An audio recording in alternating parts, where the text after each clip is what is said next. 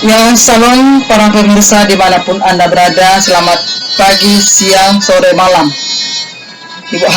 Saya harap juga kita semua bisa dalam keadaan sehat dan tetap dalam perlindungan Tuhan. Kita kembali berjumpa dalam pembahasan materi ini di bab 5. Dan bab 5 ini adalah sebenarnya bab 4. Ada ketertinggalan dalam penyampaian materi. Baik, sebelumnya kita berdoa. Bapa dalam surga, kami berterima kasih kepada Tuhan atas penyertaan-Mu, sehingga pada saat ini kami boleh Tuhan diperjumpakan lewat pembelajaran ini. Terima kasih Tuhan, kami akan memulai pembelajaran ini. Berkati kami, kuatkan kami, mampukan kami. Di dalam nama-Mu kami akan menerima pembelajaran ini. Amin. Di sini ada kompetensi dasar ya yang harus kita pahami. Ada dasarnya ya. Jadi ada juga indikator hasil belajar. Jadi setelah kita pelajari materi ini, tentulah akan ada hasil atau pencapaian yang harus kita dapatkan. Ya, jadi Anda boleh baca. Saya tidak perlu membacakan, Anda boleh baca. Baik, masuk kita pada pendahuluan. Di kalangan orang Kristen banyak pemikiran seperti ini. Saya sudah dibaptis, saya sudah naik CD atau peneguhan CD, rajin ke gereja, ya. Memang hal itu penting, tetapi acuan pada Yakobus pasal kedua ini ayat 14 sampai 17 bahwa dikatakan atau uji daripada orang beriman itu keseluruhan sikap hidup. Jadi bukan dibaptis, peneguhan CD, ibadah formal, bukan itu menjadi satu patokan, tetapi ya keseluruhan kehidupan kita menjadi wujud hidup sebagai orang beriman. 4 pembahasan mengenai dampak hidup beriman di sini ya. Nah, maka yang perlu dimiliki sebagai orang beriman adalah yaitu 1, iman, pengharapan dan kasih.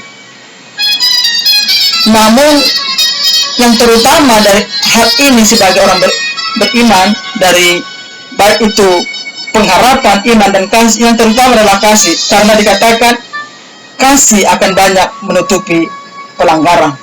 Ya, ini perlu dipahami.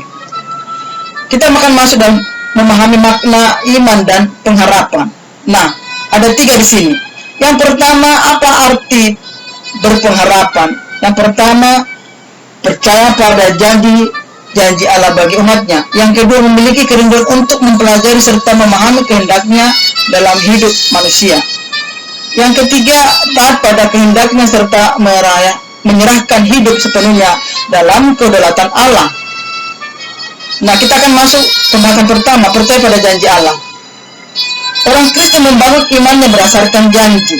Ya, itu dibangun berdasarkan janji Allah untuk menyelamatkan manusia, dan janji itu dipenuhi Allah dalam karya Yesus Kristus, yaitu pengorbanannya, karyanya di dalam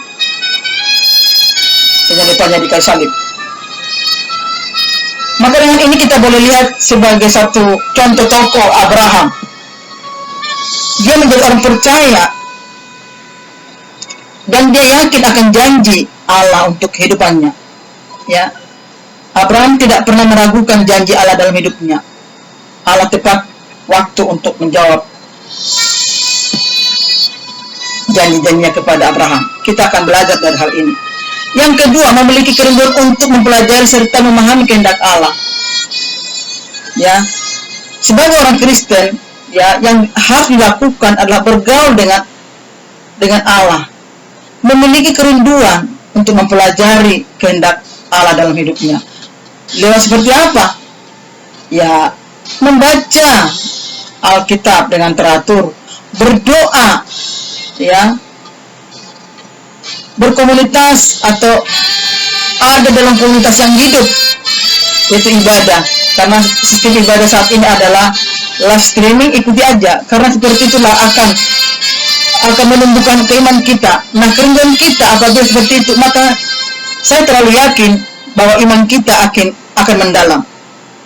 Ya, jadi mari kita lakukan pembacaan Alkitab dengan teratur, ya, berdoa, dan berada dalam komunitas ibadah kita. Yang ketiga adalah taat pada kehendaknya dan menyerahkan hidup sepenuhnya ke dalam kedaulatan Allah.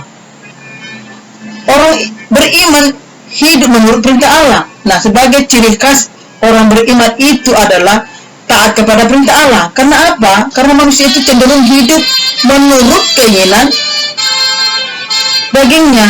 Nah, Rasul Paulus mengingatkan kita ada dua hal perjuangan yang digulati oleh Rasul Paulus, yaitu hidup dalam roh dan hidup dalam kedagingan.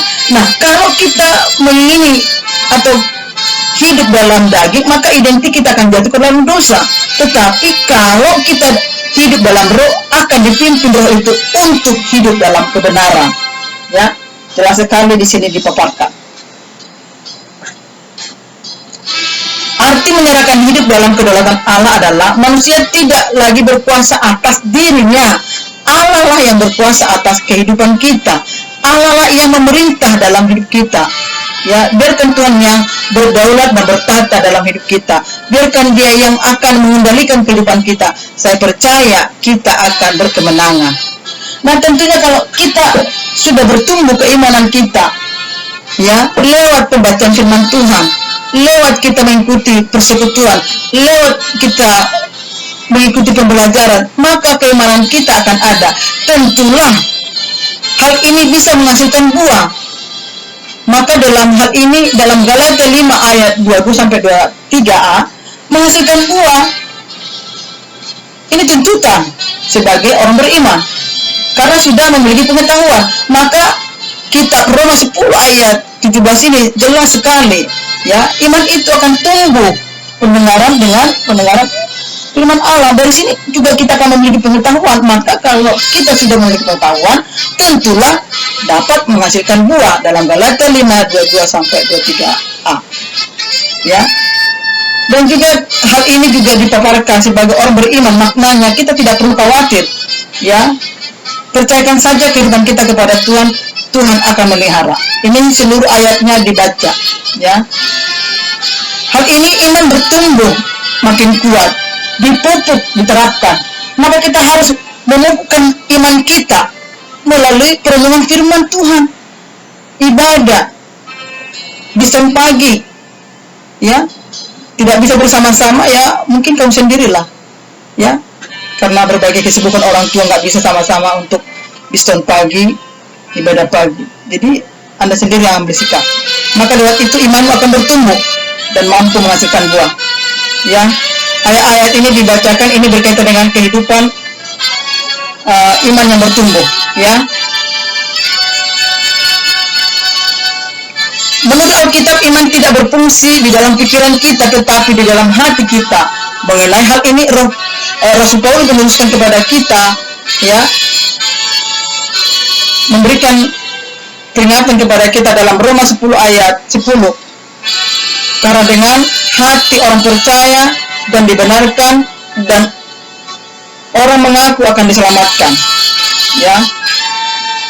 Jadi mari kita dengan percaya, maka kita akan dibenarkan, diselamatkan Tuhan. Artinya di situ, ya, taat kepada perintahnya, hidup dalam roh, bukan dalam daging.